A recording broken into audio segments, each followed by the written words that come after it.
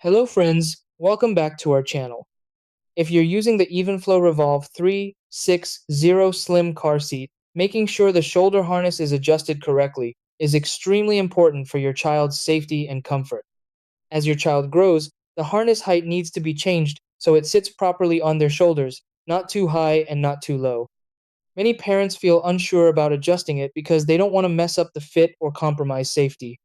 The best thing is that the Revolve 360 Slim is designed to make harness adjustments simple once you know exactly how to do it, and you can get the perfect fit in just a minute. Try these. Step 1. Place your child in the seat to check current harness position. Step 2. Locate the harness adjustment mechanism or headrest lever. Step 3. Lift or squeeze the control to raise or lower the harness height. Step 4. Align the harness so it sits at or just above shoulders. Step 5. Release the lever to lock the harness in place securely. Step 6. Tighten the straps and ensure a snug, comfortable fit